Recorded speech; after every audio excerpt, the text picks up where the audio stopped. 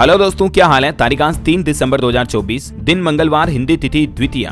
और आइए बात करते हैं आज के मुख्य समाचार में देश भर की तमाम बड़ी खबरों पर नजर डालते हैं। देखिए दोस्तों, एक तो आज के दिन को अंतर्राष्ट्रीय दिव्यांग जन दिवस के रूप में मनाया जाता है, यानी विश्व विकलांग दिवस। जो फिजिकली डिसेबल लोग बाग होते हैं उनके सम्मान और अधिकारों के लिए आज के दिन ये विश्व दिव्यांग दिवस मनाया जाता है। और इस अंतर्राष्ट्रीय दिव्यांग दिवस के मौके पर दोस्तों आइए हम सब भी मिलकर एक संकल्प लेते हैं कि दिव्यांग जनों के आत्म सम्मान एवं अधिकारों के प्रति सजग रहकर हमें हमेशा उनकी मदद करनी चाहिए। राइट, चलिए आगे बढ़ते हैं खबरों में। देखिए, एक तो आज दिव्यांग जन दिवस के मौके पर देश की राष्ट्रपति द्रौपदी मुर्मू भी दिव्यांग जनों के सशक्तिकरण के लिए उत्कृष्ट योगदान देने वालों को राष्ट्रीय पुरस्कार से सम्मानित करेगी। नई दिल्ली में आज इस कार्यक्रम का आयोजन होगा। चलिए अगली खबर देखिए दोस्तों, आने वाले 13-14 दिसंबर को संविधान पर बहस होगी लोकसभा में। सर्वदलीय बैठक में संसद में गतिरोध भी समाप्त हुआ। संसद भवन में संविधान के 75 वर्षों के उपलक्ष्य के मुद्दे पर 13 से 17 दिसंबर तक ये बहस होगी। लोकसभा राज्यसभा दोनों सदनों में इस मुद्दे पर चर्चा होगी। चलिए, 2000 रुपए के नोटों को लेकर आरबीआई की तरफ से डेटा सामने आ रहा कि अभी भी 6839 करोड़ रुपए के 2000 के नोट लोगों के पास हैं, जनता के पास है। मतलब भारतीय रिजर्व बैंक ने अपने आंकड़ों में बताया कि 2000 रुपए के मूल्य के 98% नोट बैंकों के पास वापस आ गए हैं, लेकिन अभी भी लगभग 2% नोट ऐसे हैं जो बाजार में घूम रहे हैं या लोगों के पास ही है। हालांकि आरबीआई का तो अभी भी ये कहना कि आप 2000 रुपए के पुराने नोटों को अब भी बदलवा सकते हैं। अपने नजदीकी आरबीआई कार्यालय या डाकघरों में पोस्ट ऑफिस में जाकर के भी नोटों को बदलवाया जा सकता है। चलिए अगली खबर देखिए, ईडी अनुसूचित अपराध पर बगैर प्राथमिकी किए किसी की संपत्ति जब्त कर सकता है या नहीं, इस मुद्दे पर भी अब सुप्रीम कोर्ट न्यायालय की तरफ से समीक्षा की जाएगी। मतलब ईडी को ये अधिकार है या नहीं कि एफआईआर दर्ज किए बगैर भी संपत्ति जब्त की जा सकती है या नहीं। तो इस मामले पर अब सुप्रीम कोर्ट सुनवाई करेगा, क्योंकि ईडी से जुड़े कानूनों में कुछ ऐसा प्रावधान है। तो देखते हैं इस पर सुप्रीम कोर्ट की तरफ से क्या फैसला आता है। फिलहाल देखिए आप अगली खबर, प्रधानमंत्री नरेंद्र मोदी ने देखी गुजरात के गोधरा कांड पर बनी फिल्म द साबरमती रिपोर्ट और फिल्म निर्माताओं के प्रयासों की सराहना भी की। आपको पता होगा ये फिल्म गोधरा कांड पर बनी हुई है, जो गुजरात में घटना हुई थी 2002 में। तब प्रधानमंत्री नरेंद्र मोदी खुद गुजरात के मुख्यमंत्री थे।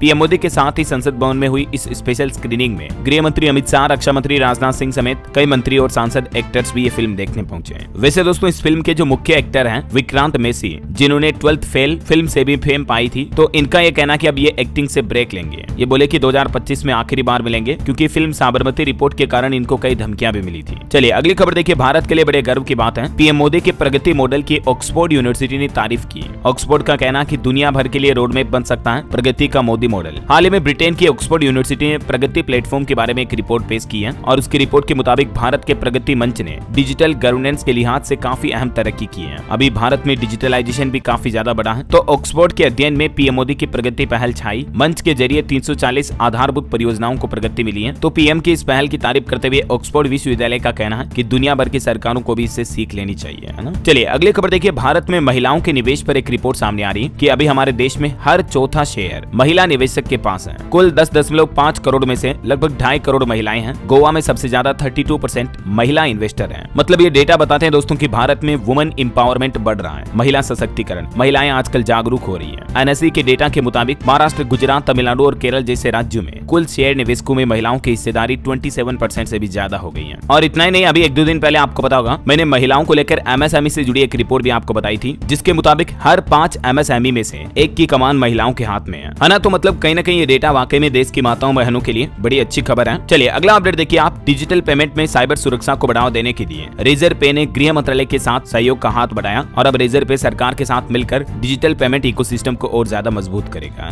वहीं देखिए बड़ी खबर, rich dad poor dad book का नाम तो आपने जरूर सुना होगा। तो इस बुक के जो लेखक हैं, ऑथर हैं, उन्होंने बिटकॉइन निवेशकों को अलर्ट किया और कहा कि बिटकॉइन एक बार फिर से गिरकर $60,000 तक आ सकता है। हाँ, भले ही हाल ही में अमेरिका में डोनाल्ड ट्रंप की सरकार बनने के बाद बिटकॉइन में काफी ज्यादा तेजी देखी गई। अभी इस समय बिटकॉइन $96,000 के करीब ट्रेड कर रहा है। लेकिन रिच डैड पुअर डैड के लेखक कियोसाकी का मानना है कि बिटकॉइन की कीमत जल्द ही $1,00,000 के करीब पहुंच सकती है, लेकिन ये पहुंचने से पहले मतलब ये गिरकर $60,000 तक भी आ सकता है। तो जो लॉन्ग टर्म इन्वेस्टर हैं वो अपने निवेश को मैनेजमेंट इस तरह से करें। हालांकि कियोसाकी के मुताबिक 2025 तक बिटकॉइन की कीमत $2.5 तक भी पहुंच सकती है 25 के साल में। ऐसा बिटकॉइन जो कि एक क्रिप्टो करेंसी आपको पता ही होगा। चलिए अगली खबर देखिए आप, केंद्र सरकार ने एक बड़ा फैसला लिया, कच्चे तेल पर नहीं लगेगा विंडफॉल टैक्स। जी हाँ, सरकार की तरफ से पेट्रोल, डीजल और एटीएफ पर विंडफॉल टैक्स को कंप्लीटली हटा दिया है। खुद देश की वित्त मंत्री निर्मला सीतारमण ने लोकसभा नोटिफिकेशन में इस बात की जानकारी दी। हालांकि सरकार के इस फैसले का सीधा असर तो डायरेक्टली आम आदमी पर नहीं पड़ने वाला है, लेकिन क्योंकि अब पेट्रोल डीजल का एक्सपोर्ट करने वाली रिफाइनिंग कंपनियों को कोई विंडफॉल टैक्स नहीं देना पड़ेगा, तो ये एटलीस्ट ऑयल इंडस्ट्री के लिए एक राहत की बात है। और थोड़ा बहुत आपको पेट्रोल डीजल जैसे सेक्टर में कुछ राहत मिल सकती है आने वाले कुछ समय में, है ना। विंडफॉल टैक्स क्या है जिसके बारे में जानकारी भी आप देख सकते हैं। चलिए अगली खबर है, सरकार ने जीडीपी कैलकुलेशन के बेस ईयर में बदलाव किया। 2011-12 की जगह अब 22-23 होगा जीडीपी का बेस ईयर, और इससे देश की इकोनॉमी का सटीक अनुमान लगाया जा सकेगा। वहीं दोस्तों देश में एलपीजी उपभोक्ताओं की कुल संख्या का आंकड़ा भी जारी किया सरकार ने, और अभी हमारे देश में 32 करोड़ 83 लाख से भी ज्यादा कुल एलपीजी उपभोक्ता हैं, जिनमें उज्ज्वला योजना के भी लगभग 10.5 करोड़ लाभार्थी शामिल हैं। वहीं भारतीय अंतरिक्ष एजेंसी इसरो का प्लान साल 2026 के आखिरी तक लॉन्च हो सकता है गगनयान मिशन। इस मिशन के तहत पहले अंतरिक्ष में रोबोट भेजा जाएगा और बाद में भारतीय अंतरिक्ष यात्री स्पेस के लिए रवाना होंगे। वैसे स्पेस से जुड़ी एक और रिपोर्ट सामने आ रही है कि अंतरिक्ष में सैटेलाइट्स और मलबे की तेजी से बढ़ती मात्रा के बीच पृथ्वी की निचली कक्षा यानी कि लो अर्थ ऑर्बिट का उपयोग असंभव हो सकता है आने वाले समय में। चलिए अगली खबर है, आम आदमी पार्टी में शामिल हुए मोटिवेशनल स्पीकर अवध ओझा। दिल्ली के पूर्व सीएम केजरीवाल ने कहा कि शिक्षा और रोजगार के क्षेत्र में बड़ा बदलाव आएगा इनके साथ होने से। ये यूपीएससी की कोचिंग पढ़ाते हैं, ओझा सर के नाम से फेमस हैं, तो आखिरकार ये ऑफिशियली आम आदमी पार्टी में शामिल हो चुके हैं। बताया जा रहा है कि आने वाले समय में दिल्ली विधानसभा का चुनाव भी लड़ सकते हैं। हालांकि इससे पहले भी ये बीजेपी और कांग्रेस से भी लोकसभा चुनाव का टिकट मांग चुके हैं। वहीं पॉलिटिक्स के कुछ और अपडेट देखिए आप। महाराष्ट्र के मुख्यमंत्री का नाम भी कल 4 दिसंबर को महायुति सरकार के शपथ ग्रहण समारोह की पूर्व संध्या पर घोषित कर दिया जाएगा, क्योंकि 5 दिसंबर को फिर महाराष्ट्र में शपथ ग्रहण होगा मुख्यमंत्री पद का, तो उससे पहले 4 दिसंबर को शाम के समय मुख्यमंत्री का नाम अनाउंस कर दिया जाएगा। खबर है कि महाराष्ट्र में भाजपा विधायक दल की बैठक होगी 4 दिसंबर को। पार्टी ने निर्मला और विजय रूपाणी को पर्यवेक्षक बनाया। अजीत पवार भी दिल्ली पहुंचे। और वहीं इधर दोस्तों इंडिया गठबंधन में भी अब फूट पड़ती नजर आ रही है, क्योंकि इंडिया ब्लॉक की कल बैठक हुई और इसमें टीएमसी की पार्टी शामिल नहीं हुई, क्योंकि टीएमसी का कहना है कि कांग्रेस केवल अडानी मुद्दे पर अटकी हुई है। स्पीकर के साथ फ्लोर लीडर्स की मीटिंग हुई, सदन चलाने पर भी सहमति बनी। इधर देखिए पश्चिम बंगाल के मुख्यमंत्री ममता बनर्जी का यह भी कहना है कि बांग्लादेश में United Nations peace keeping force की तैनाती की जाए और पीएम मोदी इस मुद्दे पर हस्तक्षेप करें। त्रिपुरा राज्य में तो बांग्लादेशी असिस्टेंट हाई कमीशन में घुसपैठ भी हुई। अभी मतलब बांग्लादेश में जो हिंदुओं के खिलाफ हिंसा हो रही है आपको पता होगा, तो इसी मामले पर अब ममता बनर्जी ने बांग्लादेश में संयुक्त राष्ट्र शांति मिशन की मांग की है। पेट्रापोल सीमा पर 1000 से भी ज्यादा भिक्षुओं ने विरोध प्रदर्शन किया। बांग्लादेश में हिंदुओं पर हमले और चिन्मय दास की गिरफ्तारी के खिलाफ भारत बांग्लादेश की सीमा पर यह विरोध प्रदर्शन देखा गया। पश्चिम बंगाल से सटी बांग्लादेशी सीमा पर भारतीय हिंदुओं द्वारा यह विशाल विरोध प्रदर्शन किया जा रहा है। इनकी मांग है कि बांग्लादेश में हिंदुओं की हत्या बंद होनी चाहिए। और कुछ पॉलिटिकल एक्सपर्ट का भी यह मानना है कि भारतीय दर्शन और दर्शन से पहले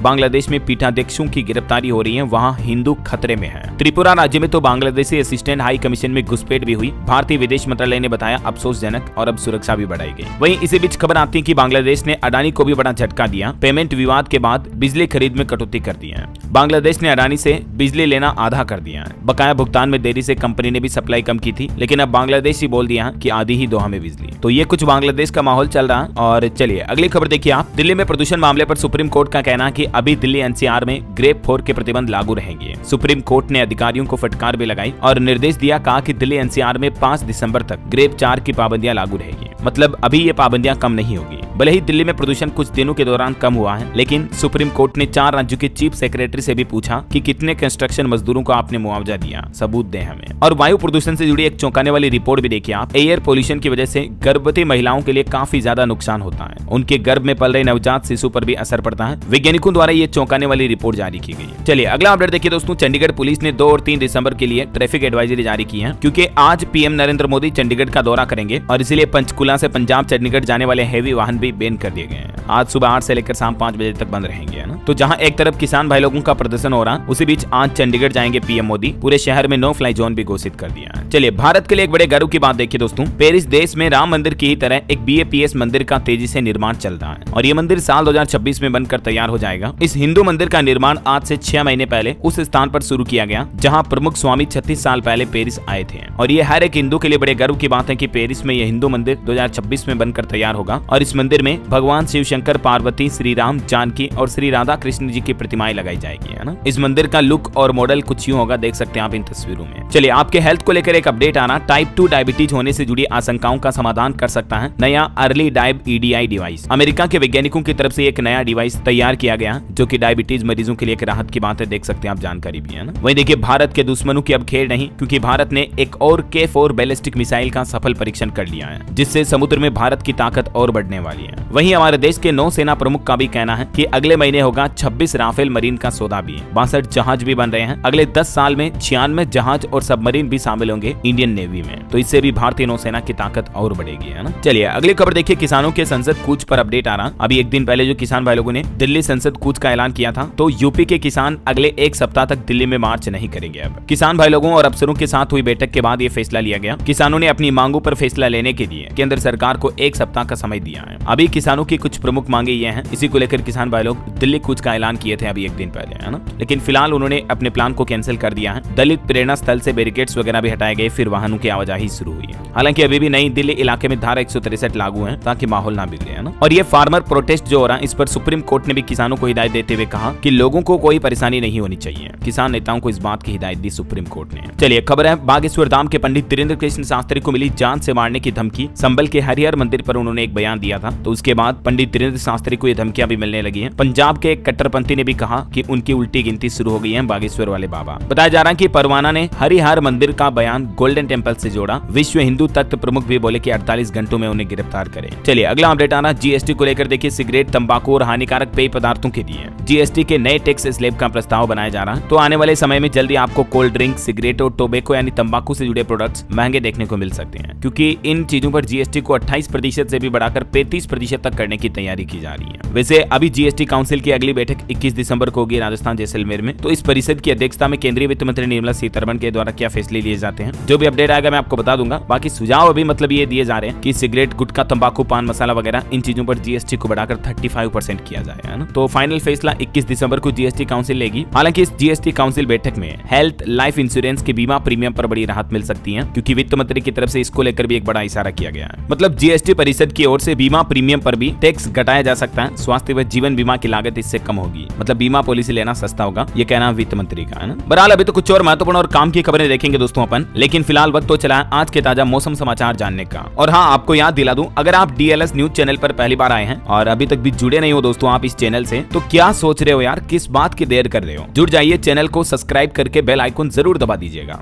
और अगर आपने पहले से ही सब्सक्राइब कर रखा है तो आपका तहे दिल से बहुत बहुत शुक्रिया, धन्यवाद, थैंक यू सो मच आपको आपके अपने डीएलएस भाई की तरफ से, क्योंकि सब्सक्राइब करने से आपको रोजाना की ताजा खबरें, महत्वपूर्ण मुख्य समाचार, नई सरकारी योजनाओं की जानकारी, सरकार के बड़े फैसले सबसे पहले आपके मोबाइल पर मिल जाते हैं, है ना। आप खुद चैनल पर जाकर देख लो, मेरी बात मत मानना, कोई दिक्कत नहीं। चलिए फिलहाल आगे बढ़ते हैं, अपन मौसम अपडेट की बात कर रहे थे। तो देखिए, एक तो मौसम विभाग का कहना कि इस साल सर्दी थोड़ी हल्की पड़ेगी, शीतलहर भी कम रहेगी। मौसम विभाग ने अनुमान लगाया क्योंकि 1901 के बाद सबसे गर्म महीना रहा बीता महीना नवंबर का, समझ रहे हो। मतलब इस सर्दियों के सीजन में ठंड इतनी भयंकर नहीं पड़ने वाली है, कड़ाके की, और शीतलहर के दिन भी इस बार पिछले सीजन की तुलना में कम होंगे। कुछ अलग अलग राज्यों के मानसून के हालात देखिए आप। मध्य प्रदेश, राजस्थान के 20 जिलों में पारा 10 डिग्री से कम चल रहा है। जम्मू कश्मीर के किश्तवाड़ में सीजन की पहली बर्फबारी भी हुई। दिल्ली में 32 दिन बाद AQI 300 से नीचे आया। राजस्थान में भी मौसम विभाग का कहना कि इस साल नवंबर में रिकॉर्ड तोड़ गर्मी रही। श्री गंगानगर और बीकानेर में तो दिन रात में सर्दी का असर दिखाई नहीं, और इसीलिए दिसंबर में भी सर्दी औसत रहने का अनुमान है। अभी भी लेटेस्ट अपडेट ये है कि जयपुर, सीकर, राजस्थान में तो तापमान 2 डिग्री तक रात का और बढ़ गया है। जैसलमेर, बाड़मेर में तो दिन का तापमान 30 डिग्री सेल्सियस तक पहुंच गया है। इधर मध्य प्रदेश में देखिए 48 घंटे बाद बारिश के आसार है। छिंदवाड़ा, सिवनी, बैतूल में गिरेगा पानी। अभी आपको बताओगे चक्रवात तूफान फेंगल चल रहा है, तो इसी का असर देखने को मिलेगा मध्य प्रदेश में भी, और ये बारिश होने की संभावना है कई जिलों में। इस फेंगल चक्रवात तूफान के असर के चलते छत्तीसगढ़ के बस्तर संभाग में भी अगले 3 दिन तक बरसात की चेतावनी है। हरियाणा में भी देखिए वेस्टर्न डिस्टर्बेंस से बदला मौसम, करनाल में सबसे कम तापमान रहा। पंजाब, चंडीगढ़ में मौसम साफ रहेगा, पहाड़ों पर बर्फबारी से मैदानी इलाकों में ठंड बढ़ी। उत्तर प्रदेश में देखिए मेरठ, झांसी सबसे ठंडे इलाके चल रहे हैं 10 डिग्री तक तापमान के साथ। और दोस्तों बात करें फेंगल चक्रवात तूफान की, तो केरल राज्य में भी इसका कहर भारी देखा जा रहा। 5 जिलों में भारी बारिश का रेड अलर्ट, स्कूलों को भी बंद करने का आदेश जारी हुआ। चक्रवात फेंगल के कहर के चलते तमिलनाडु में भी मलबे में दबे मकान से 5 लोगों के शव बरामद हुए, क्योंकि दोस्तों ये फेंगल तूफान की वजह से तमिलनाडु के तिरुवन्नामलाई में एक लैंडस्लाइड की घटना हुई। मकानों पर 40 टन की चट्टान गिरी और इसी में ये 5 लोगों की जान चली गई। कृष्णागिरी में तो भारी बारिश की वजह से बसें और कारें भी बह गई। मतलब बाढ़ जैसे हालात पैदा हो रहे हैं लिटरली बंगाल की खाड़ी से उठे इस फेंगल तूफान की वजह से तमिलनाडु में, तो ना सिर्फ तमिलनाडु में बल्कि केरल, कर्नाटक, तेलंगाना और आंध्र प्रदेश में भी भारी बारिश हो रही है। और दोस्तों तूफानों को लेकर वैज्ञानिकों की तरफ से भी एक खतरे की घंटी जारी की। वैज्ञानिकों का कहना है कि गर्म हो रहे महासागरों की वजह से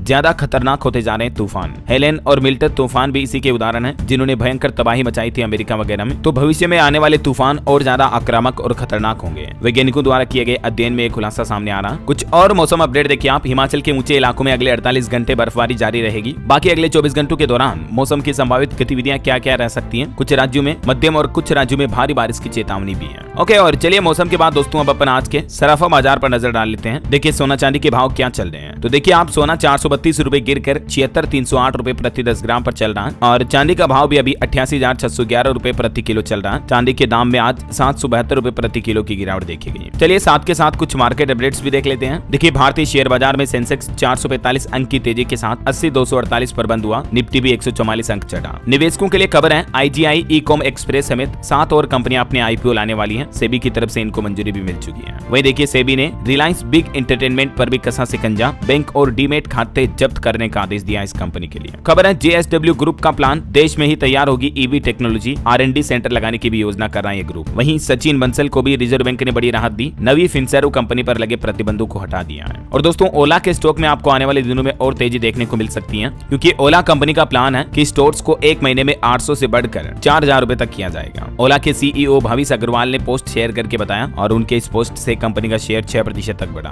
और ऑटो इंडस्ट्री पर एक रिपोर्ट देखिए आप, कारों के बाजार में मारुति सुजुकी और टाटा मोटर्स की गाड़ियों की बिक्री में इजाफा यानी कि बढ़ोतरी हुई है, जबकि हुंडई मोटर इंडिया में 2% तक की गिरावट देखी गई। ओके, और चलिए मौसम के बाद दोस्तों आगे बढ़ते हैं अपन खबरों में। देखिए एक तो आपको जिंदगी में मोटिवेशन देने वाली एक खबर बताता हूँ। दुनिया के सबसे खतरनाक मिशन पर निकले हैं एक इंडियन। -40 डिग्री तापमान में 2700 किलोमीटर का सफर करेंगे। 200 किलो वजन के साथ अकेले अंटार्कटिका को नापेंगे। नाम है इनका अक्षय नानावटी। इन्होंने 110 दिन की द ग्रेट सोल क्रॉसिंग नाम से ये पद यात्रा शुरू की है, जिसमें ये अकेले अंटार्कटिका के बर्फीली पहाड़ों में जाएंगे, जहां इंसानों को तो छोड़ो कोई जीव जंतु तक भी नहीं रहता, प्रकृति का कोई भी। उस रूट पर चलेंगे ये। उनके इस मिशन की कुछ तस्वीरें भी आप देख सकते हैं। चलिए अगला अपडेट देखिए। राम मंदिर ट्रस्ट ने जारी की शिव मंदिर समेत निर्माणाधीन अन्य मंदिरों की तस्वीरें भी, और अगले साल 2025 में 22 जनवरी की तारीख भी खास होगी। ये देख सकते हैं आप राम मंदिर निर्माण की कुछ फुटेज भी है ना। वैसे राम मंदिर से जुड़ी एक दास्तान देखिए दोस्तों। ये दर्द है श्रीनिवास नटराज का। इनका कहना है कि मेरे निकाले पत्थर से ही रामलला की मूर्ति बनाई गई, लेकिन इन्हें अभी तक मजदूरी तक नहीं मिली। इनका अयोध्या जाने का सपना है, यहाँ तक कि इनके एरिया के सांसद ने यह भी कहा था कि मैं आपको PM से भी मिलाऊंगा, लेकिन एयरपोर्ट पर बुलाकर सांसद भी मुकर गए। श्रीनिवास नटराज, उम्र इनकी 31 साल। 5वीं के बाद इन्होंने पढ़ाई तो छोड़ दी है, लेकिन अभी ये खुदाई कॉन्ट्रैक्टर हैं जो मूर्तिकारों को प्रतिमा बनाने के लिए चट्टान देते हैं। कर्नाटक के मैसूर जिले के रहने वाले हैं ये, और जो प्रभु श्री रामलला की मूर्ति बनाई गई वो प्रतिमा भी कर्नाटक की कृष्णशिला से ही बनी है। इस मूर्ति को बनाने वाले मूर्तिकार का नाम तो आपने जरूर सुना होगा, अरुण योगीराज। उनको तो फेम और छवि मिल गई है, लेकिन इनका कहना है कि उन्हें इनके काम के लिए न तो पहचान मिली, न ही काम की मजदूरी मिली, जो कि एक बड़ी दुखद बात है। वाकई में सरकार को इन पर ध्यान देना चाहिए। इसलिए तो मैं तो समाचार के माध्यम से ये आवाज उठा रहा हूँ। चलिए अगली खबर देखिए। पंजाब में उपचुनाव जीते आम आदमी पार्टी विधायकों ने शपथ ली, मुख्यमंत्री भगवंत मान भी मौजूद रहे। वहीं दोस्तों मणिपुर में मारे गए 10 कुकी उग्रवादियों की PM रिपोर्ट भी सामने आ गई है, जिसमें पता चला कि ज्यादातर लोगों को पीछे से गोली मारी गई। हालात काफी गंभीर हैं। और खबर है चुनाव में पोलिंग स्टेशन पर वोटर्स की संख्या बढ़ाने के खिलाफ भी याचिका लगाई गई। सुप्रीम कोर्ट ने अब इस मुद्दे पर चुनाव आयोग से जवाब मांगा है। अभी एक पोलिंग स्टेशन पर 1500 मतदाता होते हैं, तो इसकी संख्या में बढ़ोतरी को लेकर सुप्रीम कोर्ट में याचिका लगाई गई। वहीं खबर है पंजाब में डल्लेवाल की भूख हड़ताल 7वें दिन भी जारी, तबीयत बिगड़ रही। दिल्ली कूच की तैयारी, बातचीत के लिए 4 दिन का समय दिया। ये किसान नेता है जगजीत सिंह डल्लेवाल, जो अभी भूख हड़ताल पर है। वहीं पंजाब में लिंक रोड के लिए भी 2436 करोड़ रुपए का बजट मंजूर हुआ। नाबार्ड से लिए जाएंगे 1800 करोड़ रुपए। 13,400 किलोमीटर की सड़कों की मरम्मत होगी पंजाब राज्य में। खस्ताहाल सड़कों की हालत सुधारी जाएगी। और खबर है दोस्तों 59वीं DGP IGP कॉन्फ्रेंस में PM मोदी ने पुलिसिंग का नया स्मार्ट फॉर्मूला दिया। कहा कि स्ट्रेटेजिक और ट्रांसपेरेंट रहें। AI के खतरे पर भी PM बोले कि भारत का डबल AI पावर इस्तेमाल करें। वहीं देखिए अजमेर में जो दरगाह मामले को लेकर मसला चल रहा अभी, इस पर मुस्लिम संगठन बोले कि सुप्रीम कोर्ट इस मामले में दखल दें। उपासना स्थल अधिनियम 1991 का पूरी तरह से पालन होना चाहिए। राजस्थान में अजमेर दरगाह विवाद पर अब मुस्लिम संगठनों ने सुप्रीम कोर्ट से दखल देने की मांग की है। वैसे अजमेर दरगाह सर्वे पर पूर्व ब्यूरोक्रेट्स ने PM मोदी को एक लेटर भी लिखा, जिसमें उन्होंने कहा कि ये भारतीय विरासत पर वैचारिक हमला है। ऐसे विवादों से देश तरक्की नहीं कर सकता है। अंतरराष्ट्रीय न्यूज से भी एक बड़ी खबर आ रही दोस्तों। इजराइल में मस्जिदों से स्पीकर हटाए जाएंगे। पुलिस को स्पीकर जब्त करने का आदेश जारी हुआ। विरोधी बोले कि इस फैसले से दंगे फैल सकते हैं। इजराइल सरकार की तरफ से मस्जिदों पर लगे स्पीकर जिनमें अजान वगैरह की जाती है, उन पर रोक लगाने का आदेश जारी किया है। और एक इंटरनेशनल न्यूज है कि रूस ने भी अपना डिफेंस बजट बढ़ाया, 10.5 लाख करोड़ से भी ज्यादा कर दिया है। तो रूस यूक्रेन जंग और तेज हो सकती है। और खबर है कि अफ्रीकी देश गिनी में भी एक बड़ी दुर्घटना हुई। फुटबॉल मैच के दौरान हिंसा में 100 लोगों की जान चली गई। एक रेफरी के विवादित फैसले पर लोग भड़क गए और उसमें ये पूरी घटना हुई। देखिए जरा। वहीं दोस्तों इस तरह के वर्कर्स को अधिकार देने वाला भी दुनिया का पहला देश बन चुका है बेल्जियम। अब ऐसे वर्कर्स को सिक लीव, मैटरनिटी लीव और पेंशन तक भी मिलेगी और ये वर्कर कॉन्ट्रैक्ट पर भी काम कर सकेगी। दुनिया में पहली बार बेल्जियम देश में बेल्जियम सरकार ने इन वर्कर्स के लिए ये अधिकार देने की घोषणा की है। चलिए खेल समाचार से खबर है। अंडर 19 एशिया कप में भारत ने जापान को हराया। 111 रन से जीत दर्ज की। कप्तान अमान की सेंचुरी भी देखने को मिली। वहीं बॉलीवुड से खबर देखिए, अनन्या पांडे को मिला बेस्ट एक्ट्रेस का अवार्ड। रूमर्ड बॉयफ्रेंड वोकर ने शेयर की पोस्ट भी। और फिल्म फेयर OTT अवार्ड्स की लिस्ट में भी करीना कपूर को बेस्ट एक्ट्रेस का अवार्ड मिला। तो वहीं दिलजीत दोसांझ बने बेस्ट एक्टर। और कॉमेडी फिल्मों की सीरीज में राजकुमार राव को बेस्ट एक्टर का अवार्ड मिला। चलिए अगली खबर देखिए, डोनाल्ड ट्रंप ने जो ब्रिक्स देशों को कल ही 100% शुल्क लगाने की धमकी दी थी, तो उस पर हमारे RBI के पूर्व गवर्नर का कहना कि इस धमकी के अभी कोई मायने तय नहीं है भारत के लिए खास करके। और भारत के PMI रिपोर्ट पर भी आंकड़े देखिए, भारत के विनिर्माण क्षेत्र की वृद्धि दर नवंबर में 11 महीने के सबसे निचले स्तर पर रही, 56.5 पर पहुंचा PMI। वहीं दोस्तों RBI की MPC बैठक भी होगी इसी महीने 4 से 6 दिसंबर के बीच। तो इस बैठक में लोन की ब्याज दरों वगैरह पर कोई RBI की तरफ से फैसला लिया जा सकता है। देखते हैं, जो भी अपडेट आएंगे मैं आपको बता दूंगा। और GST कलेक्शन पर भी एक रिपोर्ट देखिए, शुद्ध GST संग्रह 11% बढ़ा। GST रिफंड में लगभग 9% तक की कमी आई। महाराष्ट्र पहले नंबर पर और उत्तर प्रदेश छठे स्थान पर रहा GST कलेक्शन मामले में। रेलवे से खबर है, मध्य प्रदेश से दिल्ली मुंबई की दूरी होगी कम। राजधानी और शताब्दी समेत 34 ट्रेनें 160 किलोमीटर प्रति घंटा की रफ्तार से चलाई जाएगी। वहीं खबर है दोस्तों, भारतीय नौसेना दिवस 4 दिसंबर को मनाया जाएगा। उड़ीसा के पूरी बीच पर होगा भव्य आयोजन। जल थल और नभ में दिखेगा अदम्य साहस भी।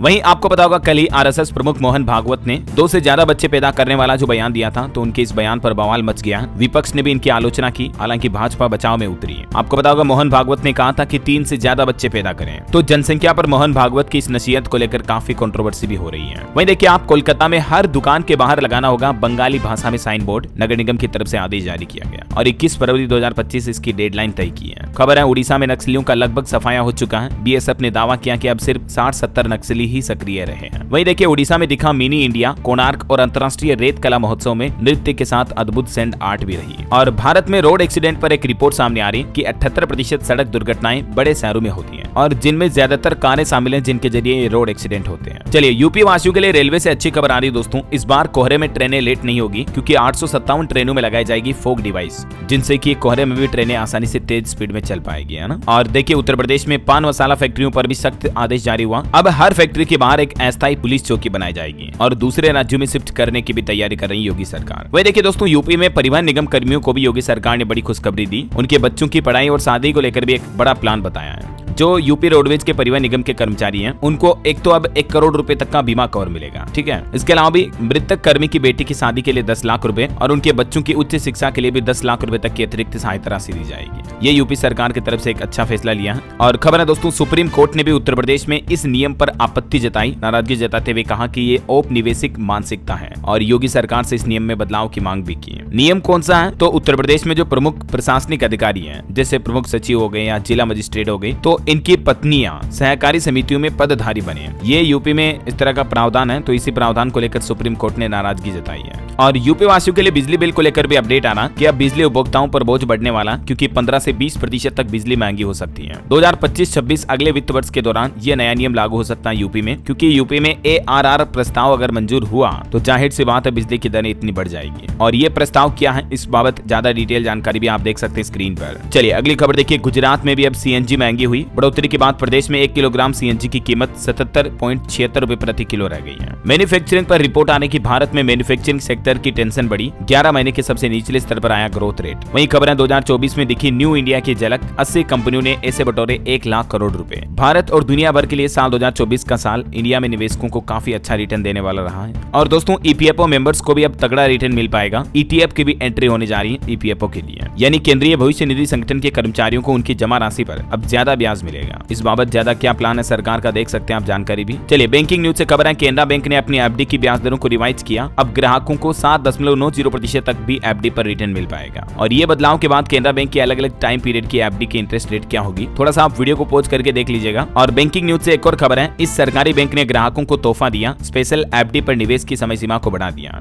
इंडियन बैंक का नाम तो आपने सुना होगा, पब्लिक सेक्टर का बैंक है, तो इसकी तरफ से जो ये 2 स्पेशल FD स्कीम चलती है, जिनकी लास्ट डेट पहले 30 नवंबर थी, तो इसको अभी बढ़ाकर 31 मार्च 2025 कर दिया है। चलिए खबर है, जीरोधा की तरफ से जो डिस्काउंट ब्रोकर है, एक गजब फीचर लॉन्च किया गया है। अब ब्रांड के नाम से मिलेंगे शेयर। ब्रोकरेज कंपनी जीरोधा ने search by brands feature kite के वेब प्लेटफॉर्म पर उपलब्ध करवा दिया है। वहीं खबर है, दिल्ली में ड्रग्स तस्करों पर नकल कसी जाएगी। LG सक्सेना ने शुरू किया अभियान, हर दिन 24 घंटे की रिपोर्ट देनी होगी। चलिए कुछ रैपिड न्यूज अपडेट देखते हैं फटाफट से। देखिए, भारत और कंबोडिया के बीच पहला संयुक्त टेबल टॉप अभ्यास सिनबेक्स के नाम से शुरू हुआ। केंद्रीय मंत्री ज्योतिरादित्य सिंधिया ने मध्य प्रदेश में 2 करोड़ रुपए की लागत के आधुनिक मुख्य डाकघर नगर के निर्माण की आधारशिला रखी। यूपीआई डिजिटल पेमेंट ने नया रिकॉर्ड बनाया। अक्टूबर महीने में लेन देन बढ़कर 16.58 अरब पर पहुंचा। भारत में नकली नोटों पर रिपोर्ट आ रही कि बीते 5 सालों में 2,22,000 रह गई पकड़े गए जाली नोटों की संख्या। 4 से 6 दिसंबर तक चेन्नई में आयोजित होने जा रहा अंतर्राष्ट्रीय समुद्री सम्मेलन भी। पीएम मोदी 3 नए आपराधिक कानूनों की प्रगति की समीक्षा करने के लिए आज मंगलवार को चंडीगढ़ की यात्रा पर रहेंगे और यहां से तीनों नए आपराधिक कानून राष्ट्र को समर्पित करेंगे। केंद्रीय मंत्री मनसुख मांडविया ने दिल्ली सरकार से आयुष्मान भारत और आयुष्मान वय वंदन योजना को दिल्ली में लागू करने का पुनः आग्रह किया और सरकार का कहना है कि खेलो इंडिया योजना के अंतर्गत लगभग 2,781 खिलाड़ियों को प्रशिक्षित किया जा रहा है। वहीं रियल एस्टेट का आंकड़ा देखिए, देश के 8 प्रमुख शहरों में 11% महंगे हुए मकान, दिल्ली एनसीआर में सबसे ज्यादा 32% तक बढ़े दाम। कोयला उत्पादन पर आंकड़ा है कि देश की कैप्टिव और वाणिज्यिक खदानों से पिछले 8 महीनों में कुल कोयला उत्पादन 11 करोड़ 20 लाख टन से ज्यादा हुआ। और एक नई सरकारी योजना पर अपडेट देखिए आप, पीएम मोदी महिलाओं के लिए जल्द ही एक नई स्कीम लॉन्च करेंगे जिसके तहत महिलाओं के हर महीने खाते में 7-7 हजार रुपए आएंगे।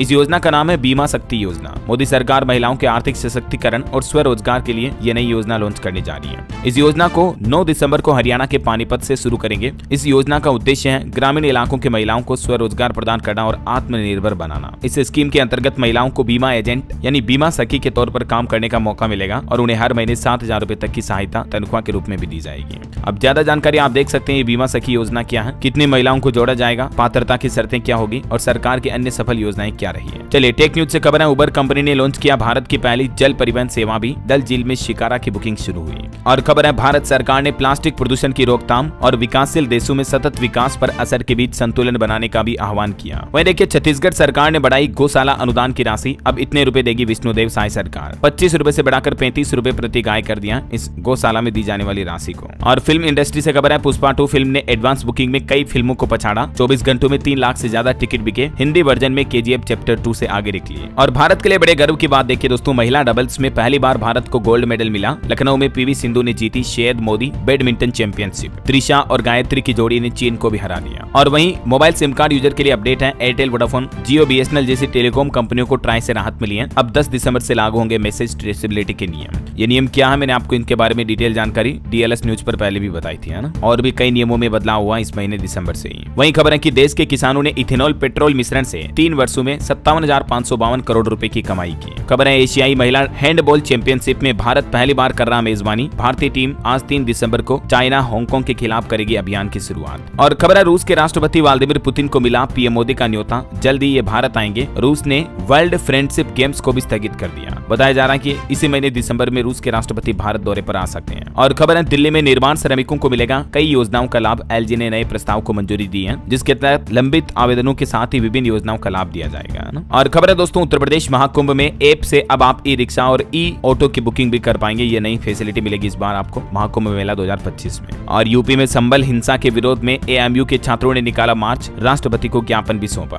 वहीं देखिए, हाईकोर्ट का एक बड़ा फैसला, सरकारी कर्मचारी को एक ही जगह पद पर बने रहने का कोई अधिकार नहीं है। नियमानुसार तबादलों में कोर्ट का दखल देना भी उचित नहीं है। राजस्थान हाईकोर्ट की तरफ से एक सरकारी कर्मचारी के ट्रांसफर को लेकर यह फैसला सुनाया गया। खबर देखिए, नोएडा में इकट्ठे हुए हजारों किसान प्रदर्शन करते हुए बढ़ रहे फ्लाईओवर की ओर 5,000 जवान भी तैनात किए गए। वहीं बिहार में देखिए, शिक्षकों की अब नहीं चलेगी चालाकी। अब 2 समय पर करनी होगी मुंह दिखाई। मतलब बिहार सरकार के शिक्षा विभाग ने स्कूलों में टीचर के अटेंडेंस के लिए फेस रिकॉग्निशन अटेंडेंस सिस्टम लागू कर दिया है। और अब एक तो स्कूल आने समय और एक दूसरा स्कूल जाते समय 2 फोटो अपलोड करने होंगे मोबाइल ऐप में। इस तरह से शिक्षकों की हाजिरी लगेगी। ई शिक्षा कोर्स पोर्टल पर यह नया अपडेट जारी कर दिया है। और खबर देखिए आप, जम्मू कश्मीर के फारूक अब्दुल्ला बोले, केंद्र सरकार ऐसी हरकतें रोके, मुसलमानों को समुद्र में नहीं फेंक सकते हैं। वहीं बिहार को भी पीएम मोदी ने दिए 275,000 करोड़। उप मुख्यमंत्री ने दावा किया कि अब इस जिले को जल्द ही बड़ी सौगात मिलेगी। बिहार के खगड़िया को जल्दी मेडिकल कॉलेज की सौगात मिल सकती है केंद्र सरकार के इस बजट से। चलिए कुछ और स्टेट न्यूज अपडेट देखते हैं दोस्तों। देखिए, राजस्थान में मरीजों को अब अस्पतालों में लाइन में नहीं लगना पड़ेगा। क्यों मैनेजमेंट सिस्टम लागू करने जा रही है राजस्थान सरकार हॉस्पिटलों के लिए।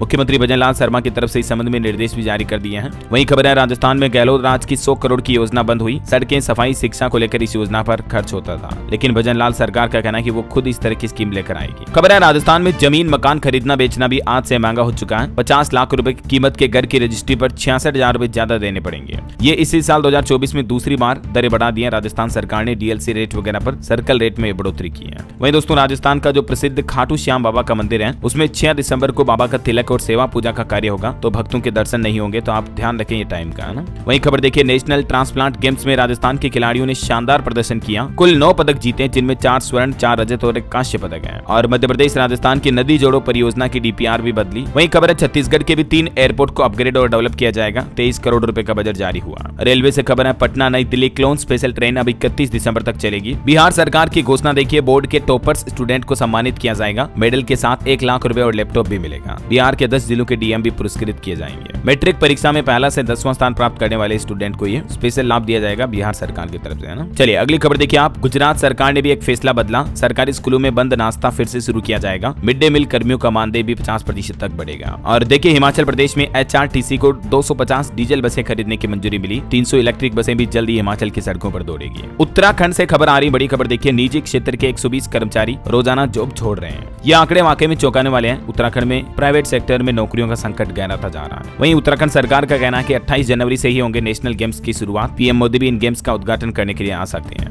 ओके कुछ एजुकेशन अपडेट देखिए आप। बिहार बोर्ड के 10वीं 12वीं का टाइम टेबल जल्दी जारी होगा। ICMAI CMA के एडमिट कार्ड जारी हो चुके हैं। 10 दिसंबर से एग्जाम होंगे। इंडियन कोस्ट गार्ड में 140 पदों पर भर्ती का नोटिफिकेशन जारी हुआ। लास्ट डेट 24 दिसंबर 2024। 5 तारीख से इसमें फॉर्म भरे जाएंगे, है ना। और मोबाइल फोन लॉन्चिंग पर खबर है दोस्तों। AI फीचर्स और 3D कर्व्ड डिस्प्ले वाले फोन का डिजाइन सामने आ चुका है। Xiaomi की Redmi Note 14 सीरीज 9 दिसंबर को भारत में लॉन्च होगी। और ये इस सीरीज के स्मार्टफोन का लुक कुछ ही होगा, देख सकते हैं आप। ओके और अंत में दोस्तों अपन आज के राशिफल पर नजर डाल लेते हैं। देखिए वृष और धनु राशि के लोगों को रुका पैसा मिल सकता है। कर्क राशि वालों की परेशानियां दूर होने के योग है। कन्या राशि वालों को नौकरी में प्रमोशन या नई जिम्मेदारी मिल सकती है। और मीन राशि वाले लोगों की लव लाइफ आज अच्छी रहेगी। और हाँ दोस्तों आप मुझे कमेंट करके बताइए कि यूपी सरकार की तरफ से अभी 76वें जिले की घोषणा किसके लिए की गई है। कमेंट में आपको लिखना है। सही जवाब देने वाले लोगों को रैंडमली सेलेक्ट होने पर DLS न्यूज टीम की तरफ से एक शानदार सरप्राइज गिफ्ट जीतने का मौका मिलेगा। और इसी के साथ ही अगर आपको वीडियो अच्छा लगा तो इसे लाइक करना, शेयर भी करना। DLS न्यूज चैनल को सब्सक्राइब करके बेल आइकन जरूर दबा देना रोजाना ऐसी इन्फॉर्मेटिव काम की खबरें, महत्वपूर्ण जानकारियां देखते रहने के लिए। ओके ख्याल रखिएगा अपने आप का, अपने परिवार का। मिलेंगे अगले नेक्स्ट अपडेट में, तब तक के लिए जय हिंद, जय भारत, वंदे मातरम।